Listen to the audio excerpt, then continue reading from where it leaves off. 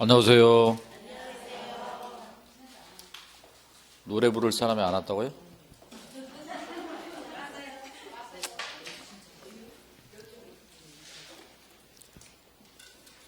자, 오늘은 마지막 시간입니다.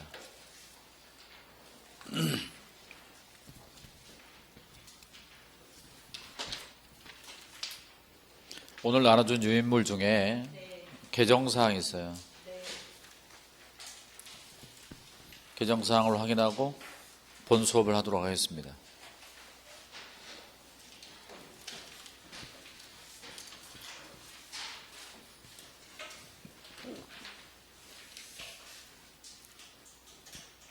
유인물을 봐야 돼요. 유인물.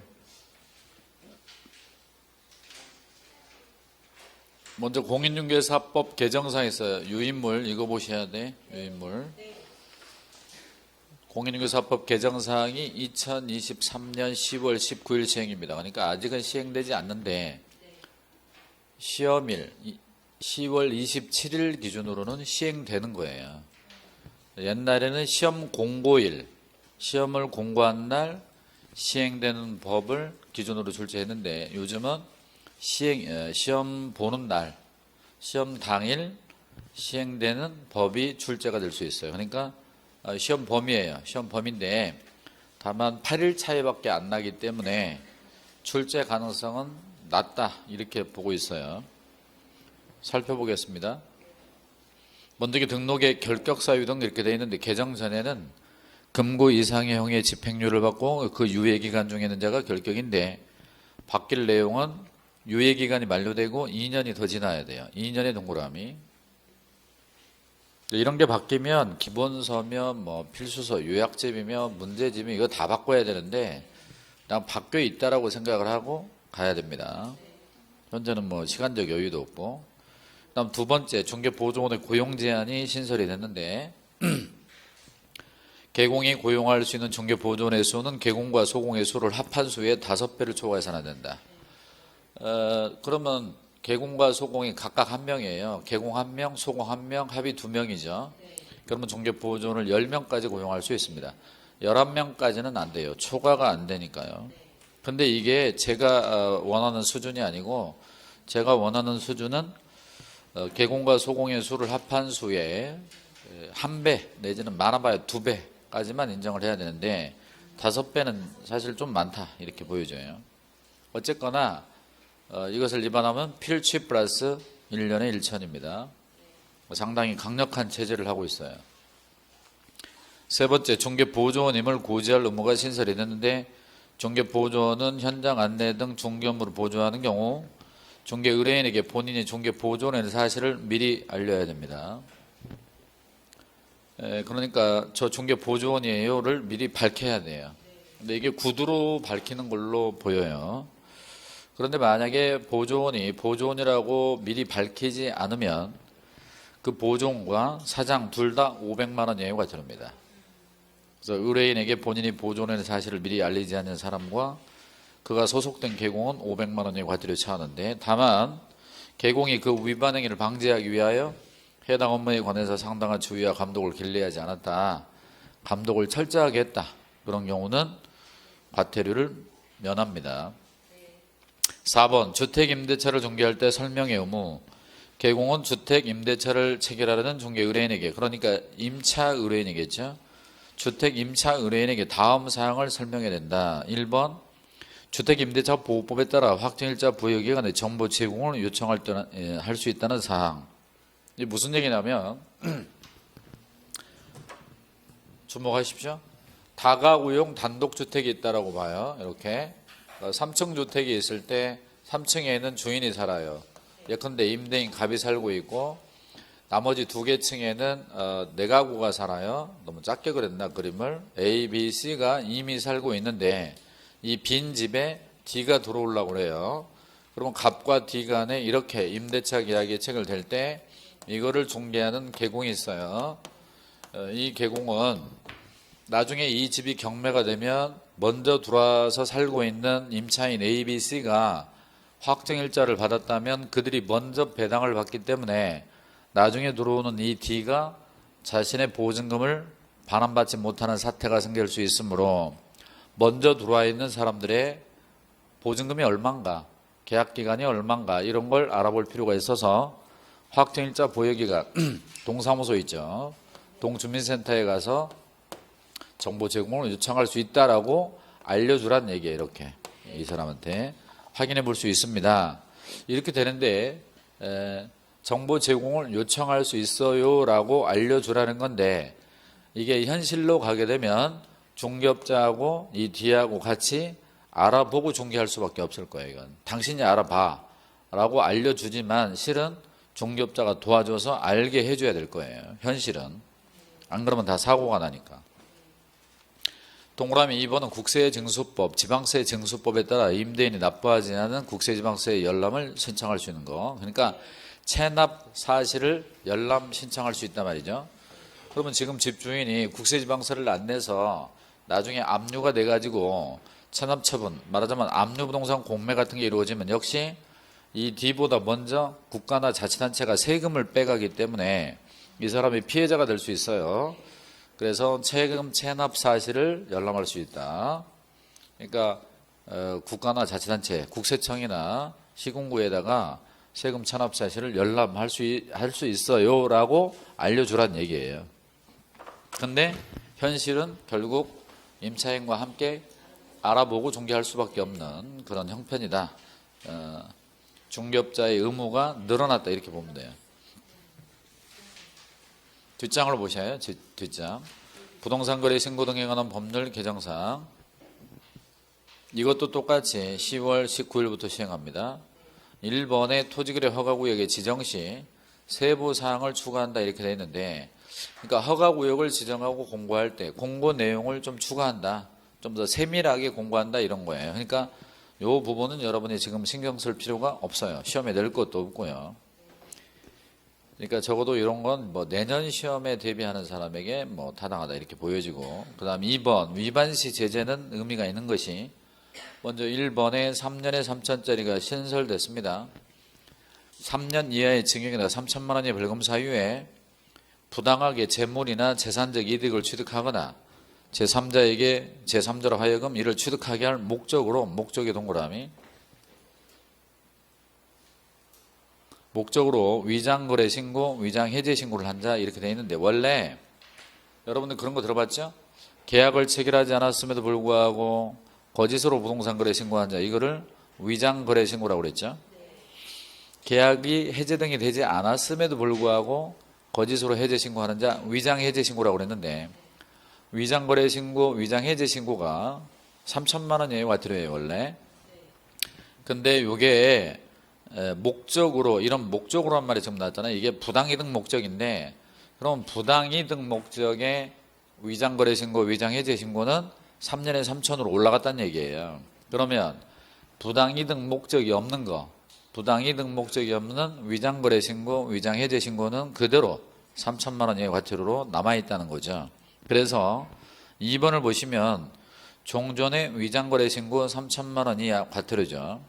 위장해제 신고 3천만 원 이하의 과태료는 동그라미 1번에 벌칙, 그러니까 징역이나 벌금을 받았다면 이거 과태료 안 때려요. 여기 봐요. 결국은 해석을 해보면 부당이득 목적의 위장거래 신고, 위장해제 신고는 3년에 3천이고 3년 이하의 징역이나 3천만 원의 벌금은 벌칙, 형사처벌이고 그냥 나쁜 목적 없는 부당이득 목적이 없는 위장거래 신고, 위장해제 신고는 3천만 원 이하의 과태료 그대로 있다라고 보시면 되는데 사실 나쁜 목적이 없는 부당이득 목적이 없는 위장거래 신고나 위장해제 신고는 거의 없다고 봐야죠.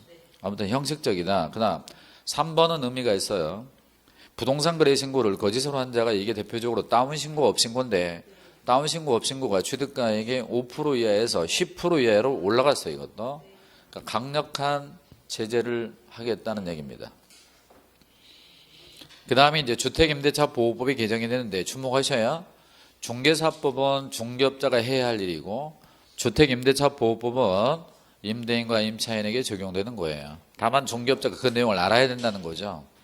그러면 주택임대차 보호법이 개정됐다는 건 임대인과 임차인에게 적용되는 거예요. 그래서 1번 임대인의 정보 제시 의무 신설 임대차 계약을 체결할 때 임대인의 동그라미 임대인은 다음 사항을 임차인에게 제시해야 됩니다. 임차인의 밑줄.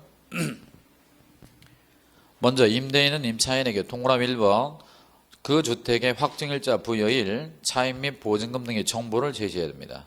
밑줄 쳐요. 확정일자 부여일, 차임, 보증금 등의 정보. 여기 보세요. 그러니까 이 임대인은 이들에 관한 거예요. 그리고 아까 그걸로 돌아가는 겁니다.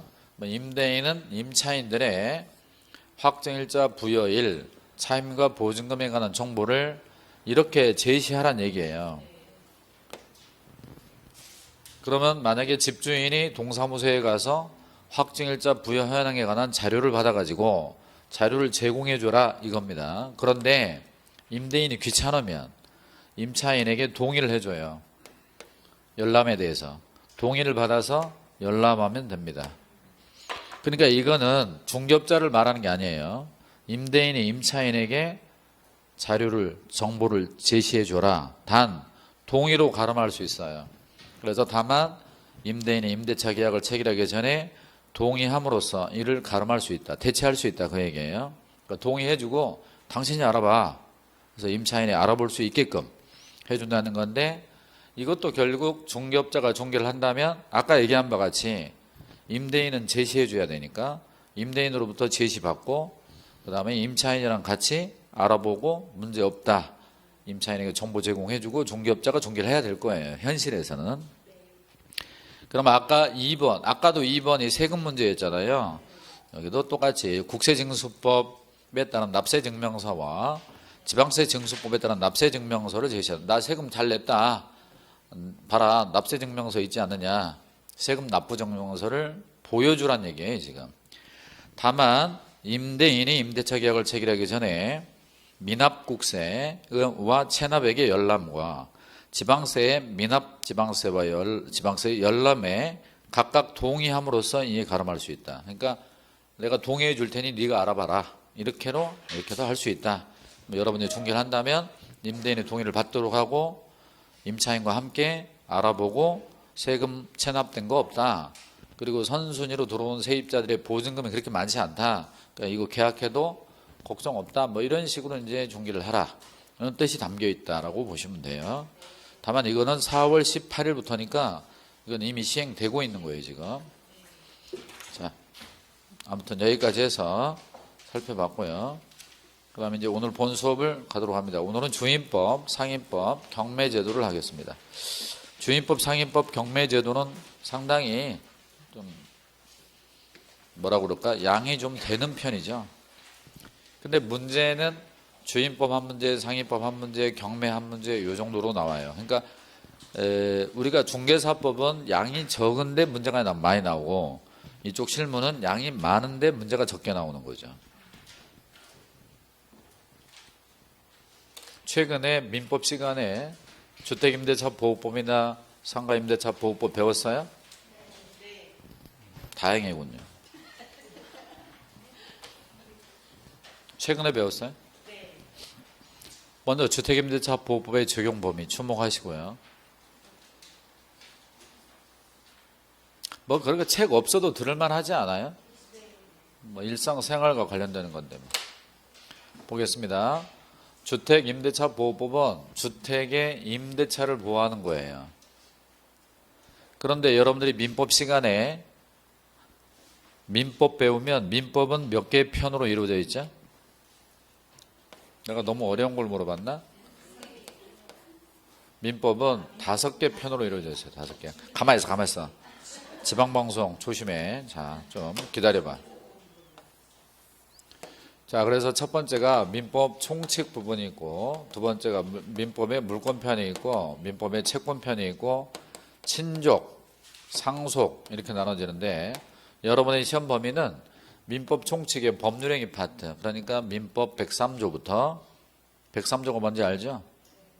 반사의 질서행위, 104조 폭리행위 이렇게 쭉 이제 의사표시 쪽이죠. 법률행위 의사표시. 그리고 대리, 뭐 소멸시효, 이제 그리고 물권, 그리고 채권의 일부 여기까지가 여러분의 시험 범위예요.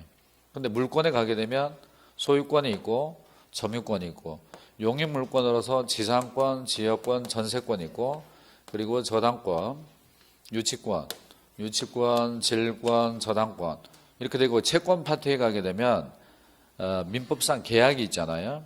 증여계약이 있고요. 매매계약이 있고 교환계약이 있고 소유권 이전 계약들 증여, 매매, 교환이 있고 그다음 대차가 3개가 있어요. 3개.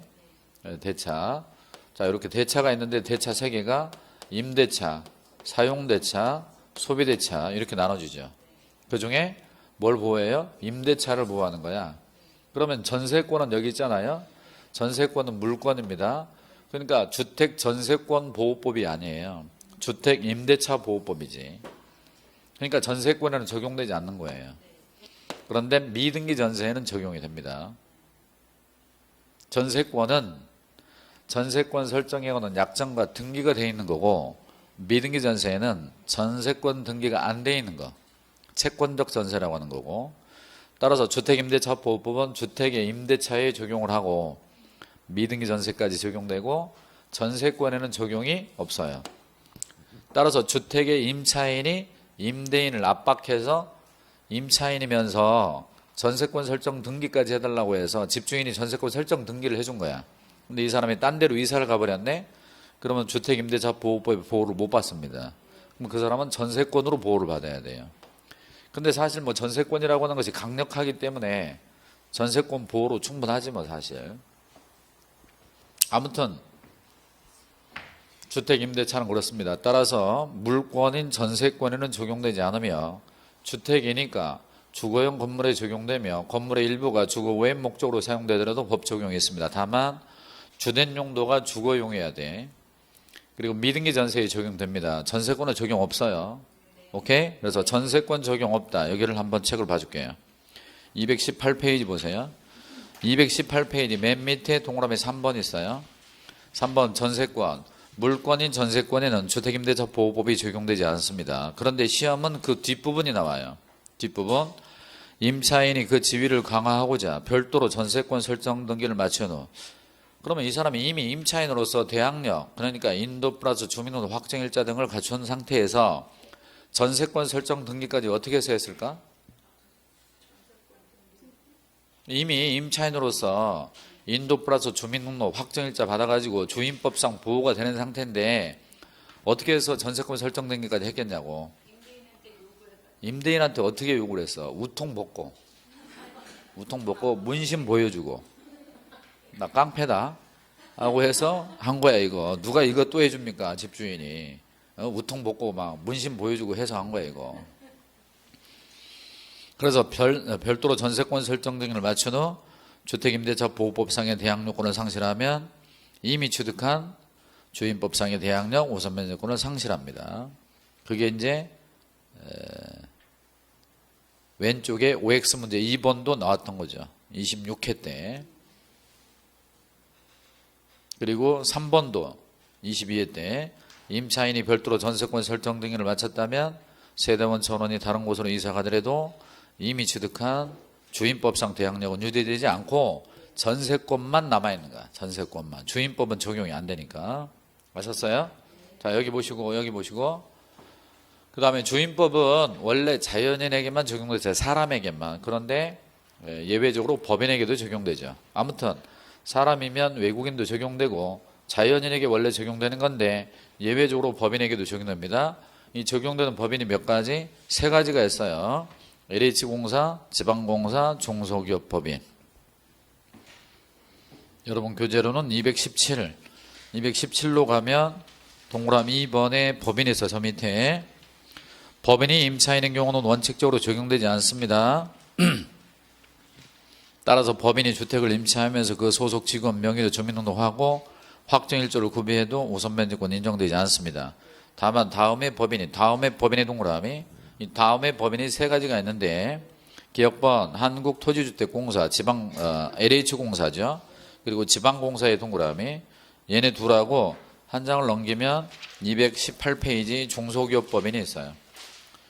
이렇게 해서 3가지 법인에게 적용됩니다. 그러면 여러분 주목하세요. 중소기업 법인은 중소기업 법이 있어요.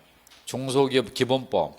중소기업 기본법에 보게 되면 중소기업 기준이 있어요. 매출이 뭐 1,000억이니 뭐 이렇게 매출액, 영업이익 해서 얼마에 미달하면 중소기업으로 봐요.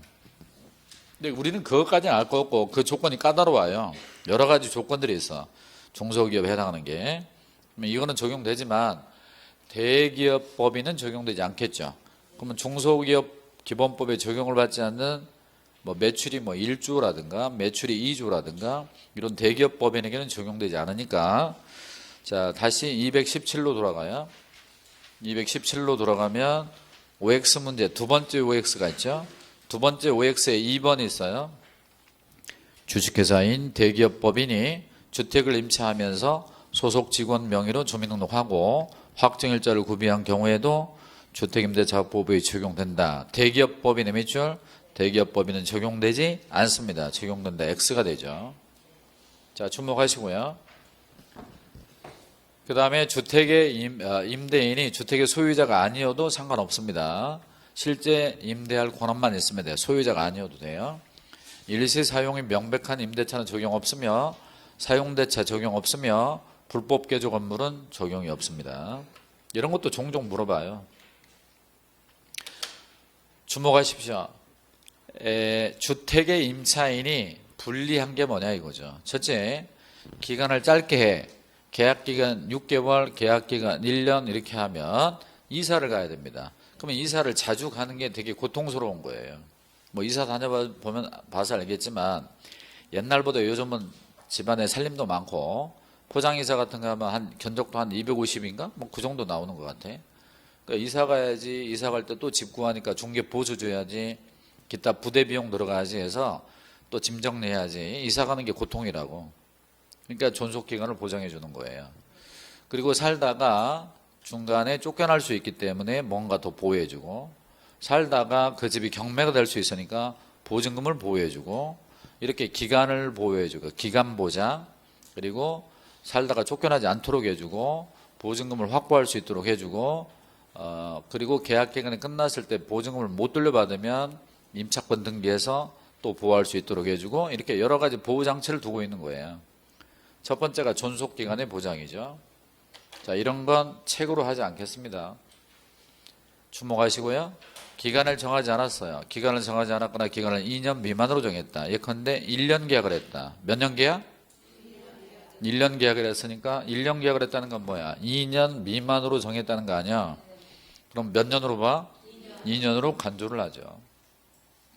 2년으로 간주하는데 다만 누구만? 임차인만 2년 미만의 유효를 주장할 수 있습니다. 따라서 1년 계약을 했다. 그러면 임차인만 1년의 유효를 주장해서 이사 나갈 수 있고 임대인은 안 돼요. 임차인만 가능하죠. 또 임대차가 끝났어요. 기간이 끝났는데 보증금을 돌려받지 못했다. 임대차는 계속 지속됩니다. 법정갱신이 있죠. 묵식갱신. 이게 세 가지가 다 같은 말이에요. 그러니까 조용히 있으면 침묵하고 있으면 갱신된다라고 법에다가 정해놓은 거야. 침묵하면 갱신된다라고 법에 정해놨다고요. 그래서 법정갱신, 묵식갱신, 자동갱신이 다 같은 말이에요. 임대인은 임대차가 만료되기 전 얼마? 6월부터 2월 전까지 몇 개월 동안?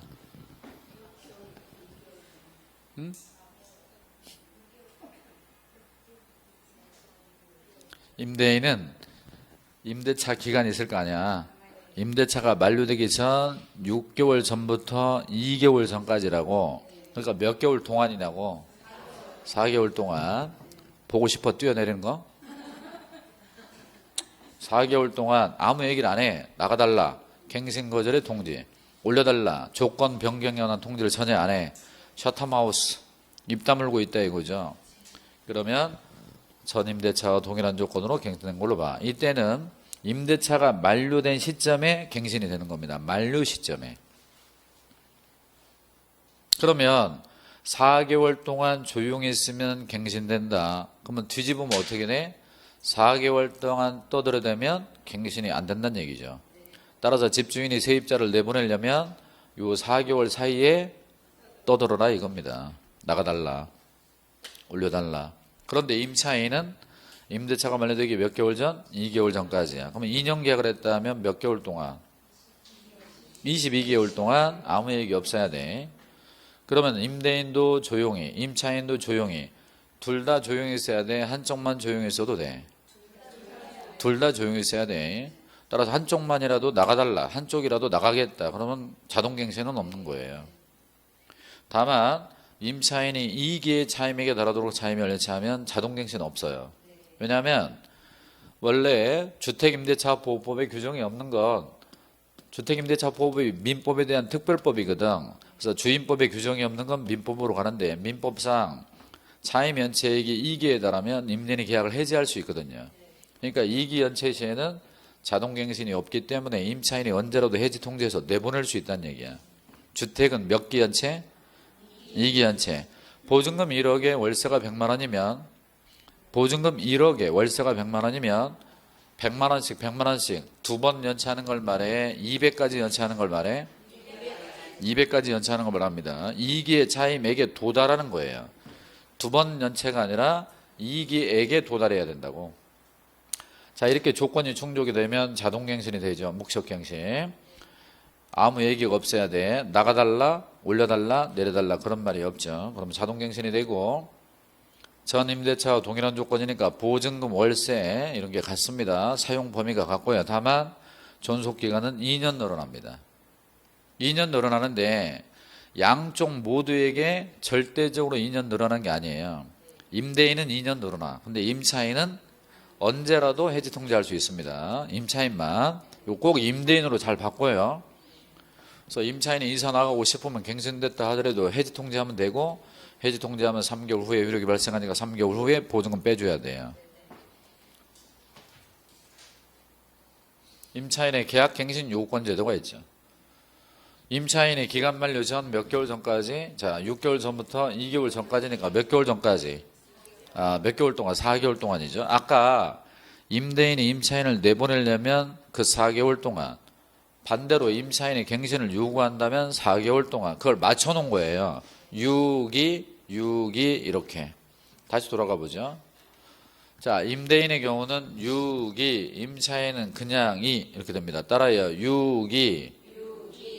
안 따라서 사람 누구예요? 다시. 6이 그냥 2. 여기는 또다시 6이죠. 따라요. 6이. 그러니까 임대인의 6.2와 임차인의 6.2를 맞춰놓은 거라고. 그러니까 임대인이 나가달라 그러면 그 4개월 동안, 임차인은 나는 연장할 거야 하고 갱신하려면 그 4개월 동안 하라는 얘기야. 따라서 임대인의 갱신 거절과 임차인의 갱신 요구를 충돌시켜 놓은 겁니다. 기간을 딱 맞춰가지고.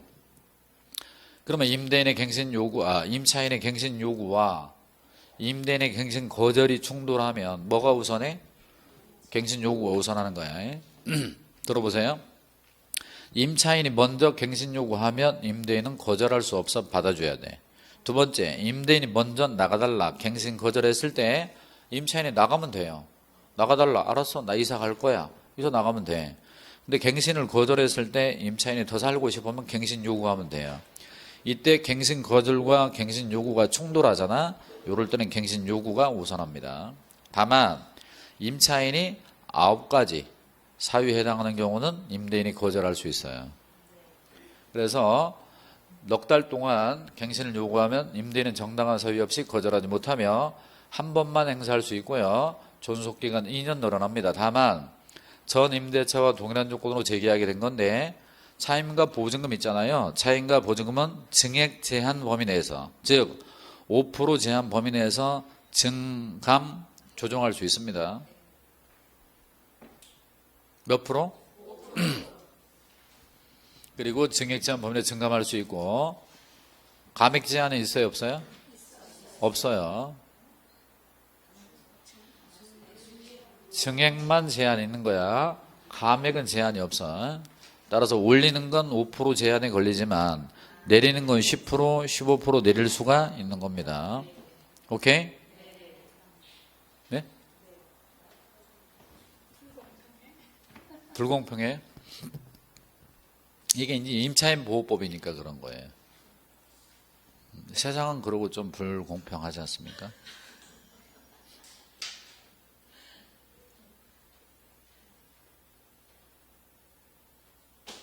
그러면 주목하셔요. 만약에 계약 기간 끝날 쯤에 묵시적 갱신이 되면서 임대인이 10% 올려달래. 임대인이 10% 올려달라 그러면 임차인은 올려줄 의무가 있나요? 올려줄 의무가 없죠. 근데 임대인이 5% 올려달래. 5% 올려달라고 하면 올려줘야 돼? 안 올려줘도 돼요. 똑같아. 그다음 임차인이 10% 내려달라 그러면 임대인은 내려줘야 됩니까? 아니죠. 그러니까 협의사항이다, 협의. 아셨어요? 근데 10% 올려달라고 그러니까 내가 가진 게 돈밖에 없다. 올려줄게. 그래서 올려줄 수 있어요. 합의하여. 근데 올려주기 싫어. 그럴 때는 5%에 걸려 있는 거예요. 임차인이 올려줄 생각이 없으면 5%까지만 올려주면 되는 거지. 아무리 주변에 집값이 올라도 그 얘기예요. 근데 내리는 거. 얼마 전처럼 집값이 그렇게 많이 떨어진다거나 IMF 비슷한 게 왔다 그러면 집값이 떨어질 수 있잖아요. 그런 거예요. 그 다음 이 경우도 임차인만 언제라도 해지 통지할 수 있고 3개월이 지나면 효력이 발생합니다. 그런데 갱신거절의 정당 사유, 임차인이 이익의 차임에게 달하도록 연체했거나 부정한 방법으로 임차했거나 상당한 보상을 제공했거나 무단전대했거나 다만 전부 또는 일부, 여기서 무단전대는 임대인의 동의 없이 전대했단 말이지.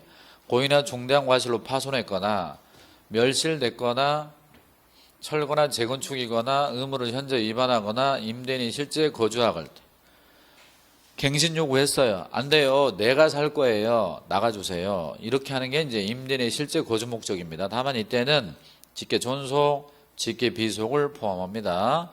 배우자는 안 돼요. 배우자는 없어요. 그리고 반계 존속, 반계 비속은 안 됩니다. 따라서 우리 큰아버지, 작은 우리 아버지, 그러니까 우리 삼촌, 큰아버지, 고모 이런 사람들 안 됩니다. 그런 사람이 살겠다면. 오케이? 그래서 반계 존속 안 되고요. 반계 비속이 안 되니까 우리 조카가 살 거야. 이것도 안 됩니다. 우리 부모님이 살 거야. 할아버지, 할머니가 살 거야. 우리 아들들이 살 거야. 아들딸이. 손주가 살 거야. 이건 되지만 나머지는 안 돼요. 자, 물어보겠습니다. 여러분이 이걸 이해하고 있는지. 임차인이 이익의 차임액에 달하도록 연체했어요. 보증금 1억에 월세가 100만 원인데 월세 200만 원까지 연체한 거야. 월세 200만 원까지 연체한 임차인은 갱신 요구할 수 있어요, 없어요? 갱신 요구할 수? 할 수 있어요. 할 수 있는데 임대인이 이 사람이 200만 원까지 전에 연체했었어. 근데 갱신 요구하는 거예요. 근데 이 사람이 좀 마음에 안 들잖아. 내보낼 수 있지만 이 사람 내보내면 집이 빌 것 같아. 주변에 공실이 많아. 그러면 아쉬워도 받아주지. 따라서 갱신 요구할 수 있어요. 다만 거절할 수 있다는 거야.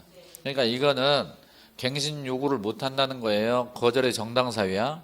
거절의 정당 사유입니다. 그리고 굳이 이걸 두 문자로 외운다면 2부 보전 파멸 처리, 2부 보전 파멸 처리 이렇게 해도 되고 눈으로 자주 익혀도 돼요. 그리고 요거는 상가법에는 없어요. 주인법에만 있는 내용입니다. 요거. 대항력을 보겠습니다. 자, 주택이 있고 임대인과 임차인 간의 임대차 계약이 체결됐습니다. 임대차 계약을 3월 1일 날 했어요. 몇 월 며칠? 3월 1일 날 임대차 계약을 체결했고 4월 1일 날 잔금 치르고 한 달 뒤에 주택에 인도를 받고 입주를 했죠. 주민등록 전입신고한 거야. 전입신고하면 주민등록은 된 걸로 봐요.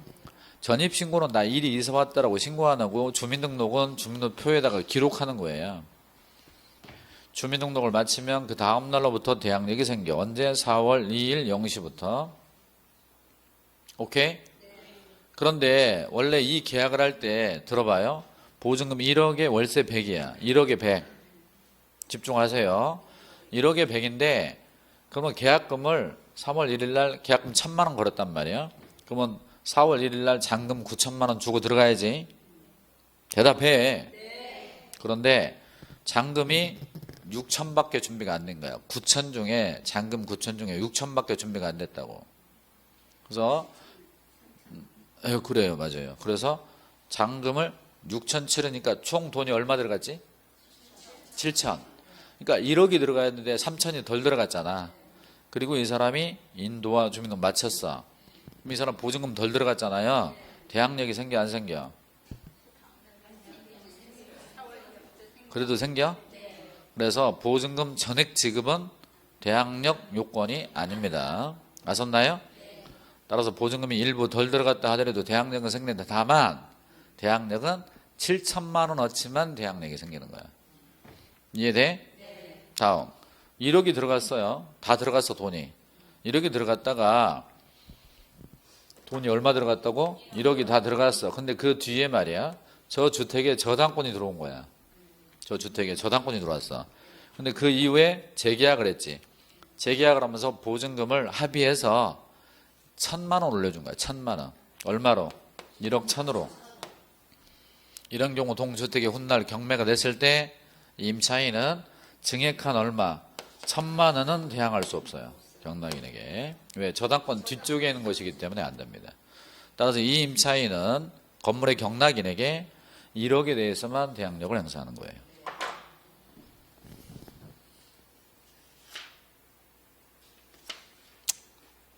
여러분 책을 한번 봐주겠습니다. 221조. 여러분 다가구 주택은 집원만 기재해도 되죠? 전입신고할 때? 네. 다가구 주택은 집원만 기재해도 되잖아. 호수가 기재되지 않아도 되지. 다세대 주택은 동호수까지, 아파트의 명칭과 동호수까지 들어가야죠. 그걸 뭘 쓰고 있어 그걸. 자, 쓰라는 것만 써. 221조. 앞에 앉은 사람들은 조심해야 돼. 말 안 들으면 조퇴시켜버리니까. 조퇴 해봤어요? 학교 다닐 때? 그러니까 조퇴라는 게 뭔지 알잖아. 몸이 아파서 뭐 집에 무슨 큰 일이 생겨서 조퇴하잖아. 근데 조퇴가 아니라 강퇴라고 있어. 강퇴. 강제로 조퇴시켜버려. 조심하라고. 조용 안 해? 강제로 조퇴시켜버리니까. 4번 봐요. 4번. 3번 221 동그라미 3번 다가구 주택의 동그라미. 다가구 주택의 경우는 임차인이 전입신고서에 집원만 기재해도 대항력이 인정이 되지만 다세대 주택의 동그라미. 다세대 주택은 집원뿐만 아니라 동호수까지 정확하게 기재해야 대항력이 생깁니다. 동그라미 4번 대항요건은 인도와 주민등록을 마친 것으로 충분하고 반드시 새로운 이해관계가 생기기 전까지 밑줄 보증금 전부를 지급해야 되는 건 아니에요. 6번 봐요. 6번 대항력을 갖춘 임차인이 저당권 설정 등기 이후에 밑줄 저당권 설정 등기 이후에 임대인과 보증금을 증액하기로 합의하고 초과 부분을 지급한 경우 저당권 설정 등기 이후에 증액한 임차인의 보증금으로서는 경락인에게 대항할 수 없습니다. 됐나요? 여기 보셔. 그런데 이 주택의 임차인이 동호수를 정확하게 했어야 되는데 실수로 잘못 쓴 거야. 101동 101호 그래야 되는데 102동 101호 이렇게 해버린 거죠. 동이 달라져 버렸어요. 이런 경우 인정되지 않습니다. 임차인의 착오로. 그러나 임차인은 정확하게 전입신고했는데 공무원의 착오로 주민등록이 잘못된 경우는 보호를 해준대요. 주목하셔요. 주목. 그러면 이 사람이 대항력이 생겼다는 건 뭐예요? 대항력이 생겼다는 건 제3자에게 효력이 있다 그 소리야. 그러면 임대인이 그 집을 딴 사람에게 팔거나 할 수 있겠죠. 병양수인에 넘어갑니다. 근데 넘어갈 때 뭘로 넘어가냐? 상속으로 될 수도 있고 상속, 증여가 될 수도 있고 경매가 될 수도 있고 여러 가지 경우가 있겠죠. 그런데 여러 가지 경우의 수, 그러니까 매매가 됐든 상속이 됐든 경매가 됐든 넘어갔을 때 임차인은 이 병에게 대항할 수 있다. 대항할 수 있다는 건 이 계약의 효력을 그대로 주장한다 소리요. 따라서 월세를 낼 때 이 사람한테 내고 보증금, 계약기가 끝난 보증금 반환 청구를 이 사람한테 하고 그런 거예요. 그래서 우리 주택임대차 보호법은 임대인의 지위는 양수인에게 승계된다 이렇게 돼 있어요. 그러면 임대인이 앉아있는 의자가 있어요. 임대인이 앉아있는 의자에 갑이 떠났어요. 그래서 병이 이 임대인 의자에 앉아있는 거야. 이게 바로 임대인의 지위는 양수인에게 승계된다 그 소리예요. 갑이 떠난 자리에 병이 앉아있다 그 소리입니다. 아셨나요? 그런데 이 대항력은 언제나 인정되는 게 아니에요. 인정되지 않을 수가 있습니다. 2월 1일 날 저당권이 설정됐어요. 그리고 4월 1일 날, 5월 1일 날 저당권이 하나가 더 설정됐어요. 그러면 순서가 어떻게 돼요? A 저당권, 세입자, B 저당권, A, 을, B, A, 을, B 이렇게 돼 있잖아. 이렇게 돼 있을 때 훗날 매매로 그 집이 넘어갔어요. 자, 병에게 매매로 넘어갔다. 그럼 병이 임차인에게 집 비워달라 그러면 집 비워줘야 돼요? 비워줘야 돼? 비워줘야 돼? 안 비워줘도 돼요. 안 비워줘도 돼요. 그런데 그 집이 경매가 된 거야. 경매가 되면 세입자 쫓겨나. 왜냐하면 선순위 저당권이 있기 때문에. 자, 첫 번째 케이스. A 저당권자가 갑 채무자가 돈을 갚지 않으니까 A 저당권자가 경매 신청한 거야. 법원에다가. 어디다가? 그럼 법원에서 경매를 진행할 거 아니야. 경매를 진행했는데 병이 입찰 들어간 거예요. 병이 경락을 받은 거지. 경락이는 임차인에게 야 나가. 나가야 돼. 지방방송 잠깐 끄고. 그러면 왜 이 사람이 집을 비워줘야 돼? 이 사람이 누구 때문에 이 집을 병에게 비워줘야 돼? 누구를 위하여? 저당권을 위해서. 왜냐하면 이 친구가 집을 비워줘야 집이 깨끗해져. 집이 깨끗해야 이 사람이 가격을 높게 써. 높게 팔려야 A가 채권을 회수하지. 반대로 만약에 세입자가 비워주지 않아도 될 권한이 있다면 경락인은 세입자를 못 내보내. 세입자를 법적으로 못 내보낸다는 얘기는 훗날 양수인이 경락인이 보증금 빼줘야 된다는 얘기야. 그러면 보증금을 내가 빼줘야 되니까 보증금을 떠안았으니까 경매 들어갈 때 높게 들어가 낮게 들어가. 낮게 들어가지. 낮게 들어가니까 낮게 팔리면 저당권자가 채권 회수를 못 하잖아요. 그래서 저당권 뒤에는 임차권, 저당권 뒤에는 전세권, 저당권 뒤에는 지상권 이런 게 소멸하는 이유는 그 저당권자를 위해서 그런 거야.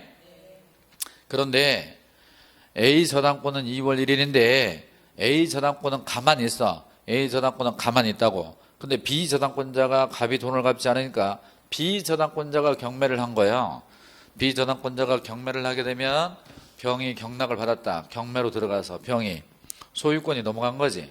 그러면 경락인이 임차인에게 나가달라 그러면 집 비워줘야 돼? 네, 비워줘야 됩니다. 왜냐하면 B가 경매를 실행했다 하더라도 저당권은 무조건 소멸돼. 그러면 저당권이 소멸한다면 돈으로 해결해야 되잖아요. 그럼 얘가 돈을 받아야 되니까 얘가 없어져야지. 따라서 누가 경매를 신청했냐? A가 경매를 신청했냐? B 저당권이 경매를 신청했냐? 일반 채권자 C나 D나 A, B, C, D 누구든지 경매 신청해서 경매가 된다면 세입자는 무조건 쫓겨난다 이거야. 아셨어요? 네? 뭐라고? 불리하다고? 아, 임차인이 왜 불리해? 임차인이 왜 불리해? 아니 임차인이 왜 불리하냐고. 뭘 뺏겨? 지금은 잘못됐지. 지금은 본인의 질문은 잘못됐습니다. 균형 감각이 없는 거예요. 봐봐. 본인이 이 사람 입장이야. 본인이 A 저당권자라고. 그래서 갑 집주인이 나한테 돈 빌려달라고 그래서 내가 돈을 빌려준 거야. 집값은 5억짜리야. 10억짜리라고 하자고. 집값이 10억인데 내가 이 사람한테 7억을 빌려준 거야. 7억을 빌려주면서 여기다가 저당권 설정했다고. 그런데 이 친구가 그 집을 전세 5억에 놔버린 거야. 전세 5억에. 그런데 나중에 돈 받으려고 경매를 했더니 얘가 집을 안 비워줘도 된대. 보호가 된대. 그러면 이 집이 경매가 한 9억이 된다면 9억. 얘한테 5억을 빼줘야 되니까 4억에 팔릴 거야. 4억에. 그러면 얘는 돈 어떻게 해? 얘는 7억이나 빌려줬는데 이자도 붙었는데 돈 어디서 받아? 얘 말이야. 얘. 어떻게 할 거냐고. 왜 임차인이 불리해?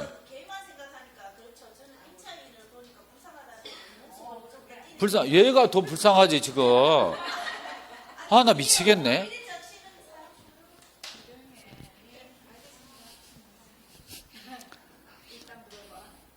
내가 너무 목소리 높이지 말고 왜 이해를 시켜주잖아요. 그러니까 이 사람 입장도 생각을 하라고, 균형을 맞추라고. 이 사람 입장만 하지 말고 이 사람 입장도. 아셨어요? 내가 주택을 담보로 잡고 돈을 빌려줬는데 거기 뒤에 뭐가 들어왔어. 근데 얘가 안 비워준다는 거예요. 그러니까 경매가 안 돼버리지. 이거 안 들어오잖아요. 그러면 경매가 안 되면 내 돈 어떻게 받아? 그러니까 이 친구는 그래서 임대차 계약을 하기 전에 저당권 있는가를 보란 얘기야. 아셨어? 여기 보시라고. 여러분 다 중개업 할 때 활용하는 거야. 그런데 이 저당권이 3월 25일 날 된 거야. 2월 1일이 아니고. 그러면 임대차 계약을 할 때 3월 1일 날 임대차 계약을 할 때는 저당권이 있었어 없었어? 없었지. 그래서 계약을 했어요. 그 다음에 저당권 설정 등기가 된 거야. 경매가 됐어. 쫓겨나 안 쫓겨나? 응? 왜 쫓겨나냐면 4월 1일보다 빠르잖아. 그러니까 얘는 뭘 잘못했냐? 계약 당시에는 등기부가 깨끗했어. 계약 당시에는 등기부가 깨끗했지만 잔금 치를 때 등기부가 지저분했지. 사고 난 거야. 그러면 이거를 여러분이 나가서 중개업 하잖아요. 중개업 할 때 4월 1일 날 잔금 치르기 전에 중개업자가 등기부를 봤어야 돼. 이런 거 배우라고 지금 와서 공부하는 거지. 안 그래요? 근데 여러분이 그런 실수 안 할 것 같아? 그냥 계약 당시만 등기부 보고 잔금날 그냥 다 잔금 치르게 해버린다니까. 근데 실제로 이런 일이 생긴다고요. 그럼 한 방에 간다고. 피곤해. 피곤하다고. 조용 안 해?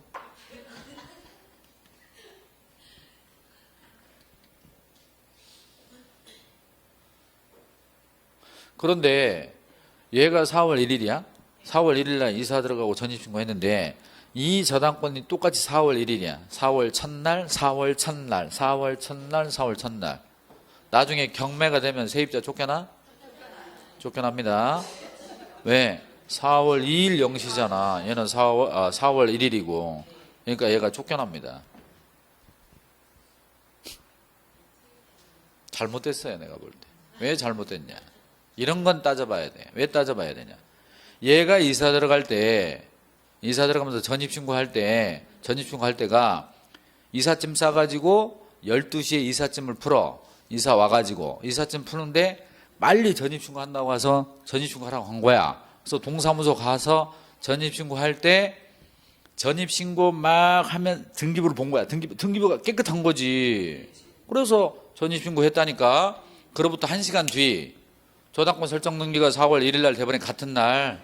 그런데 왜 얘는 4월 2일 날 0시부터 해주냐고. 잘못된 거야. 이런 건 얘기를 해야지. 그래서 세상이 좋아졌으니까 시간으로 따지라는 거예요. 이제는 1분 1초까지. 그래서 내가 전입신고 막 하려고 그럴 때, 잔금 막 치르려고 그럴 때 등기부가 깨끗했다면 이 사람을 보호해줘야지. 왜 다음날 0시 해주냐 이거야. 잘못된 거라니까. 이런 건 이의를 제기해야지. 그래서 나를 국회로 보내달라는 거야. 그래서 주택임대차보호법을 개정해야지. 그 즉시 대항력이 생긴다. 이렇게 해줘야지. 인도와 주민등록 하면 즉시 이렇게 해줘야지. 그러니까 나 같은 사람이 여러분에게 필요한 거야. 그렇죠? 이런 사람이 국회의원이 되고 대통령이 돼야 되는 거예요. 자, 우선 면제권 보겠습니다. 쉬었다 하겠습니다.